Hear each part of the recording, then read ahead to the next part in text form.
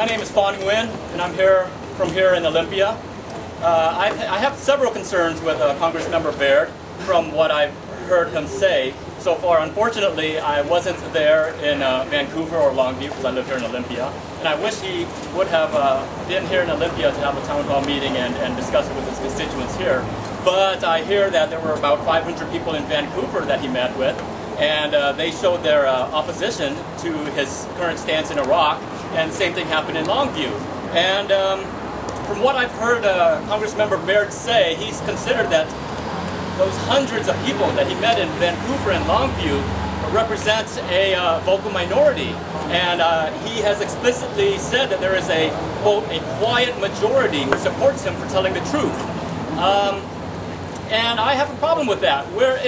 How does he know that there is this quiet majority in opposition to the more vocal hundreds of people who met him at the town hall meetings? How does he know that? Or is it just wishful thinking? Yeah. Why doesn't he ask us? Why doesn't he listen to us? I also have some concern with how he's portrayed people who don't agree with him. He's portrayed them as being irrational, as just going by emotion and out of anger, and are not really thinking things through, or not really concerned about our moral responsibilities. It's exactly because we're concerned about our moral responsibilities that we're here. It's exactly because we're concerned about our moral responsibilities that so many of us were in Vancouver, in Longview, expressing it to him, and he didn't seem to listen. You know, he wants to be heard because he has been to Iraq, and there's a lot of us who want him to hear us because we are his constituents. Also, that's exactly, and he needs us. But and so I've heard a lot of people express that, they, or at least the Olympian editorial board expressed that they have respect for him even though they disagree with him. And we need more than that, right? We disagree with him, but it's also a matter of life and death. So as much as people may respect him for sticking to his convictions, this is bigger than just his convictions. It's not just about him.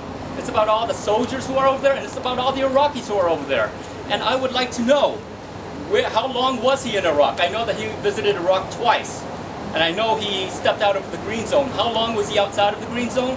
Where exactly outside of the green zone was he? Who did he speak to when he was outside of the green zone? How long?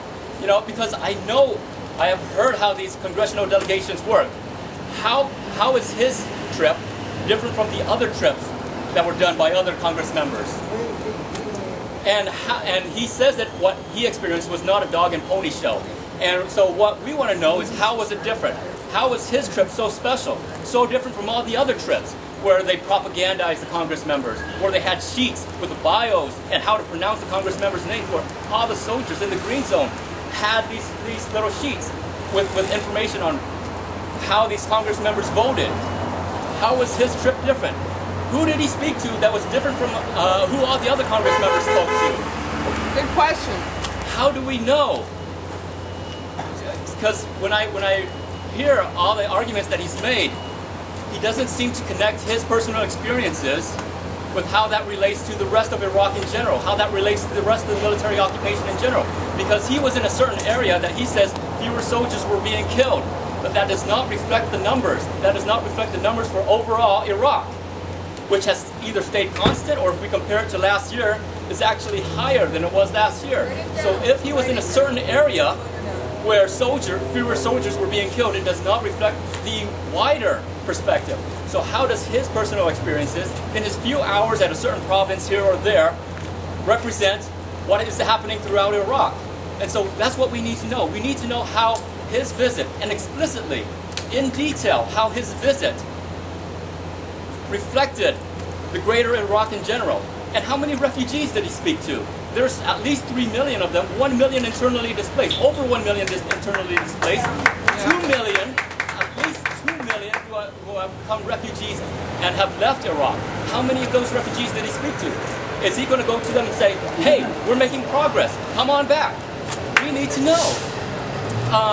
He's also mentioned the threat of Iran, and that concerns us too.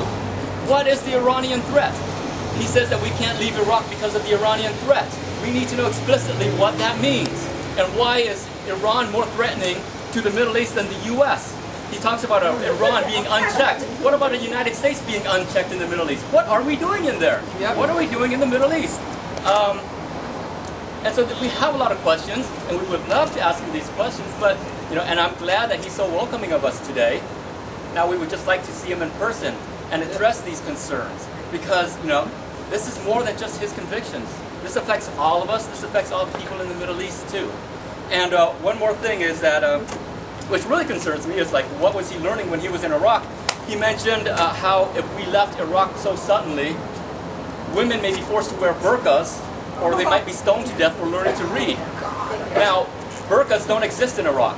I would like to ask him, does he know what a burqa is? And how many burqas did he see in Iraq? Because burqa is a phenomenon specific to Afghanistan. So maybe he was accidentally in Afghanistan. I don't know. And that's what we would like to ask him. Yes, I will. Thank you. So if he has become such an expert because he has spent a couple of days in Iraq, then where did he get this idea about burqas or women being stoned to death for learning to read? When historically, Iraq has had such a high literacy rate, and now it has lowered. But not because of women being stoned to death, but because of what's happening in the situation now with the occupation. So please, Brian Baird, listen to your constituents, give us some facts, give us some details, back up your arguments with real details, if you want to sway us. But then also ask yourself, how much do you really know, and what are you following, and who are you speaking for? Because we are your district. Come home and talk to us, Brian. Come home and talk to us. I'd like to thank everyone for being here too. Yeah.